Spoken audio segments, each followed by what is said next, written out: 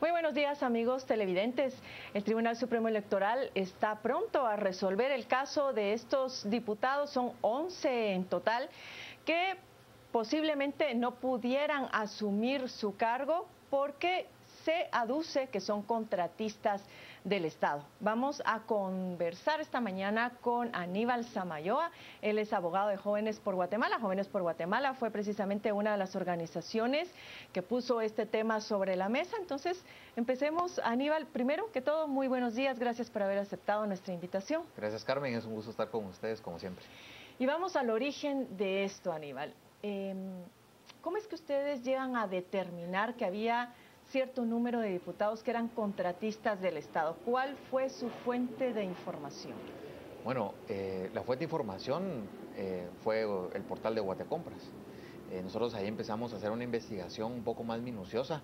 Bueno, la información ahí es mucha y cuesta un poco capturar los datos de forma exacta, pero lo logramos hacer por lo menos con 11 diputados que van a entrar en este periodo legislativo y tienen contratos vigentes con Guatecompras. Entonces nosotros hicimos con esta información un comunicado, el cual denunciamos ante el Tribunal Supremo Electoral, y al hacerlo así pues explicamos y expusimos, inclusive dijimos con qué empresas es que tienen los contratos, el monto y el año que empezaron a tenerlo. Y yo creo que esto es importante empezarlo a evidenciar, porque si no vamos a tener un congreso que no sabemos quién exactamente es el que nos está, más bien con qué intenciones es la persona que nos está representando en el Congreso. Y creo que es bueno que el Tribunal Supremo Electoral también se haya pronunciado hace un par de días atrás sobre el tema, que va a verificar estas tomas de posesión. De hecho, ya hay algunos diputados que están asistiendo al Tribunal Supremo Electoral para prácticamente, por decirlo en términos jurídicos, presentar sus pruebas de descargo. Pero algunos de ellos aducen que ellos no son actualmente contratistas del Estado, pero que sí lo fueron. Y el hecho de haber sido contratista del Estado no les veda la posibilidad de asumir el cargo. ¿Qué tienen ustedes que decir ante esto? A mí me parece formidable esa actitud que ellos están tomando, porque Guatecompras puede ser que no está actualizado. Esa era mi otra pregunta. Y nosotros puede ser que hayamos capturado información no actualizada. No lo hicimos, y quiero ser enfático en eso, de ninguna manera en mala fe de perjudicar a un diputado electo.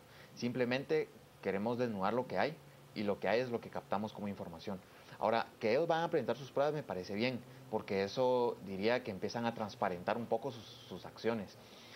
Sin embargo, sí creo yo que habría que el Tribunal Supremo Electoral debería hacer una evaluación un poco más minuciosa, si en efecto las pruebas que presentan son verídicas, o en caso, ahí sí como diríamos... ¿Pero a qué otras fuentes de información ellos pudieran acudir si en caso el portal de Guatecompras no está actualizado? ¿Quién más debería de tener esa información, o cómo ayudar posiblemente ustedes a completarla, precisamente para ver si esas pruebas de descargo son verídicas o no?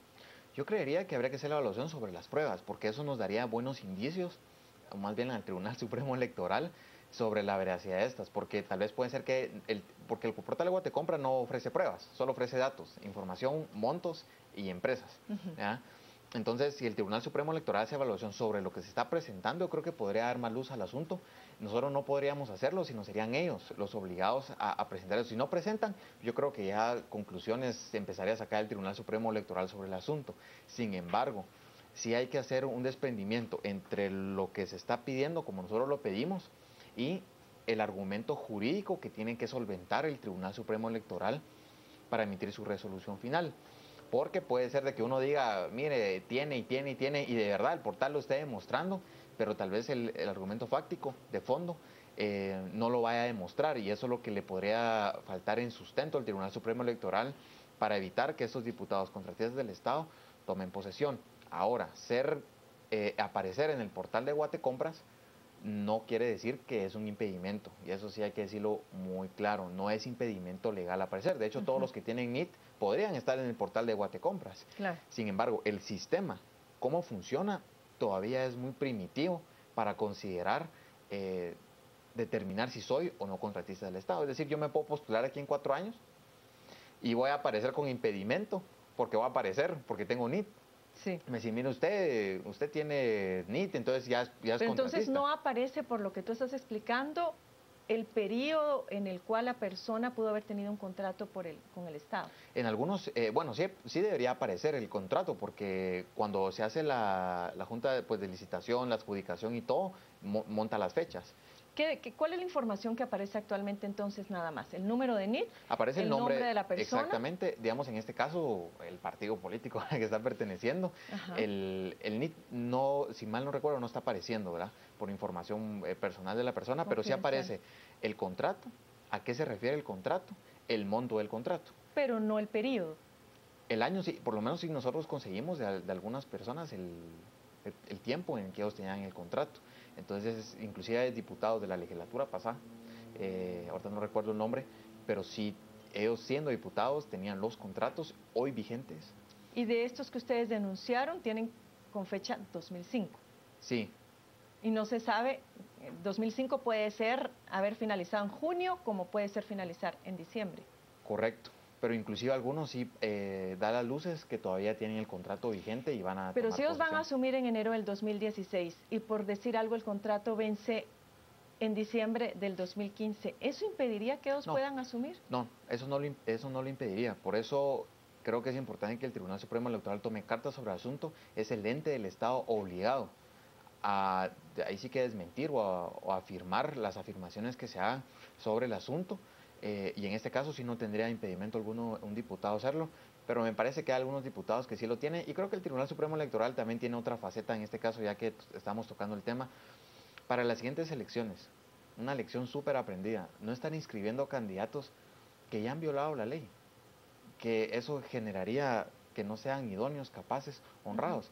Y siendo un precedente muy importante con el caso de Alfonso Portillo, por ejemplo. ¿Por qué no hacerlo con unos que van para diputados también? Otros que ya es evidente que han sido contratistas del Estado en periodos pasados, no se hizo nada, ahorita estamos tratando de hacer algo por transparentar y limpiar el Congreso.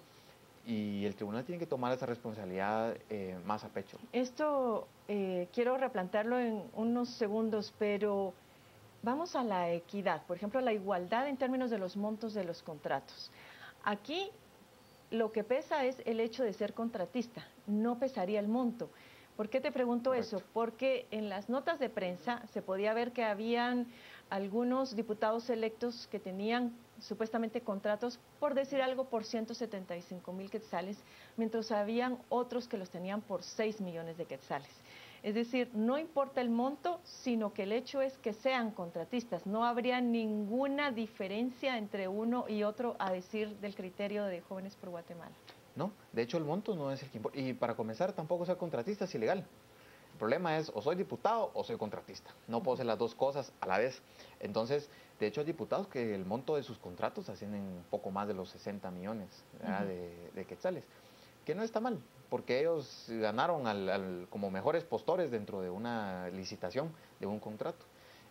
Sin embargo, el tema es serlo, es ser activamente, hoy por hoy, un contratista del Estado, lo que me impediría, si sigo siendo contratista en enero, 14 a las 14, eso es un impedimento legal, expreso, constitucional y de una ley tan importante como la Ley de Contrataciones del Estado en su artículo 80.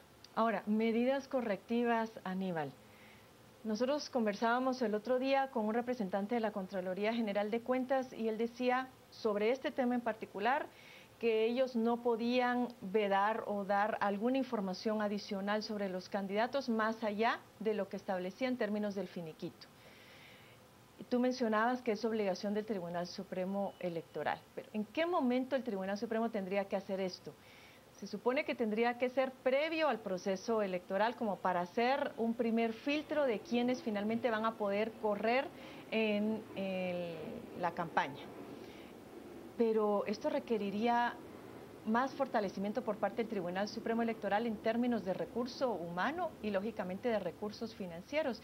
Y no sé si ustedes lo están pensando para los más de 3,000 casos, perdón, sí, no, 3,000 posiciones. Sí, que regularmente son electas en unas elecciones, o únicamente lo propondrían para los diputados al Congreso de la República. Yo creo que sí hay que hacer los cambios primero de fortalecimiento al Tribunal Supremo Electoral. Sin embargo, hay una alta dosis de falta de voluntad política para hacer las cosas. Y pongo el caso. El registro de ciudadanos es una dependencia, si lo queremos ver así, directa del Tribunal Supremo Electoral. no veo yo por qué un magistrado del Tribunal Supremo Electoral no puede hablar con el registrador y decirle cómo vamos con las inscripciones. Fiscalizar esa acción. Entonces, si no pasa eso, entonces el primer filtro, digamos, no funciona, muere el primer filtro. Entonces, la peligrosidad, no lo quiero decir como si fueran enredos, ¿verdad? Pero la peligrosidad de que empecemos a elegir diputados que no cumplen con la ley es evidentemente más alta. Eso me generaría a mí como ciudadano atentar contra mi propia soberanía, porque estoy siendo abusivo con mi soberanía al votar por alguien que yo sé que no cumple con requisitos legales, y todos no lo cumplirían. Entonces, de aquí a 4 años debería modificarse eso.